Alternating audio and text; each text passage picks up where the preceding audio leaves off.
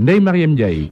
Mesdames et messieurs, bonjour. Et l'on reparle de l'absentéisme notoire des députés aux sessions de l'Assemblée nationale. Aujourd'hui, nos confrères de Sud Quotidien se sont entretenus avec des acteurs politiques, majorité comme opposition, et tous dénoncent fortement ce comportement des députés qui dévalorise de plus en plus la mission du parlementaire. Cependant, notent nos confrères de Sud Quotidien, ce sont ces mêmes acteurs politiques issus des partis comme APR, PDS, Parti socialiste, LD, Bokk Gis Gis et compagnie qui composent cette 12e législature, et ils sont d'accord pour dire que la responsabilité de cet absentéisme profondément ancré dans la pratique parlementaire est d'abord politique avant d'être de tout autre ordre. Cependant, certains hommes politiques proposent des solutions. Moussa Sarr de la LD propose l'adoption d'un système de pointage. Pour Moustapha Niasse de l'AFP, il faut mettre en place un registre d'émargement. Abdoulaye Seck, porte-parole de la convergence démocratique Bokk Gis Gis, opte pour la revue du mode d'élection des députés ou simplement un code de ponctualité au sein de l'hémicycle, d'après Sira Ndiaye, député et responsable de l'APR à Mbour.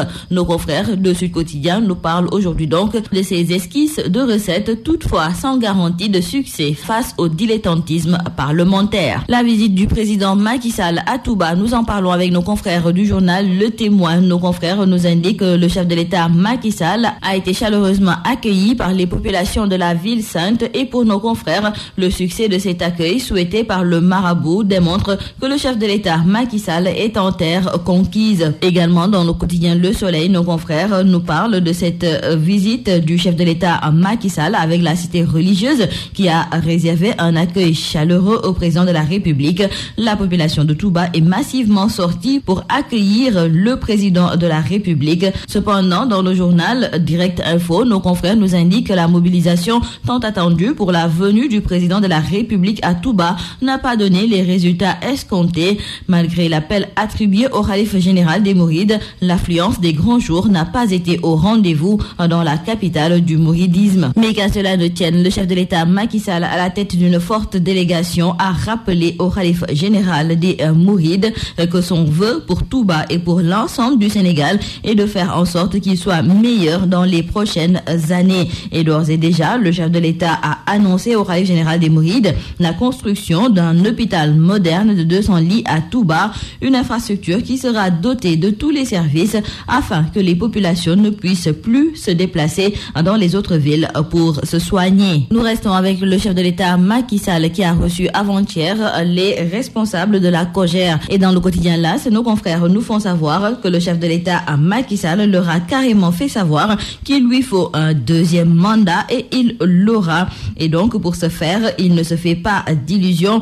Il faut être à l'écoute des populations et résoudre leurs problèmes. Le chef de l'État Macky Sall ne s'en limite pas là, car il fait savoir à ces jeunes de la COJER que ceux qui ne répondront pas aux sollicitations des Sénégalais, ceux-là qui ferment leur portable pour ne pas répondre aux militants, ceux dont les domiciles sont fermés aux militants, seront dehors. L'affaire de la mort de l'étudiant Mamadou Diop a été jugée hier au tribunal correctionnel de Dakar. Nos confrères du journal Rewmi Quotidien qui nous en parlent nous font savoir que les policiers Tamsir Ousmane Thiam et Wagan Souaré sont poursuivis pour coups mortels, coups et blessures volontaires. Et si les juges suivent le réquisitoire du parquet, les prévenus risquent respectivement 2 ans et 3 mois de prison ferme. Cependant, retenons avec nos confrères que les policiers entendus par le juge du tribunal correctionnel de Dakar ont nié les faits. Pour sa part, Mama Diop, père du défunt étudiant, estime que ce sont les prévenus qui ont tué son fils. Aujourd'hui donc, la partie civile réclame 108 millions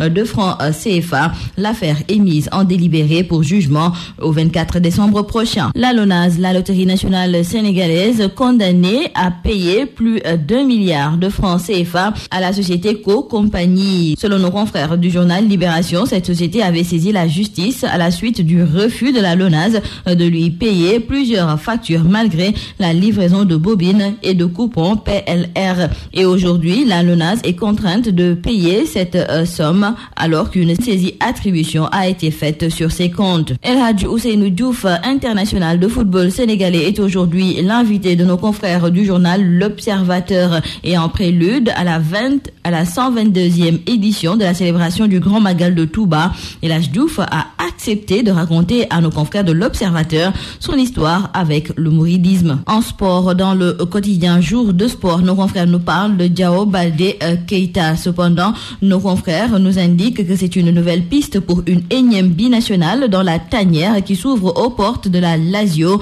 Diao Baldé Keita pourrait être la 5e recrue d'Aliou Cissé chez les binationaux, un joueur qui ne viendrait pas seulement pour des intérêts. Et nous terminons par la lutte.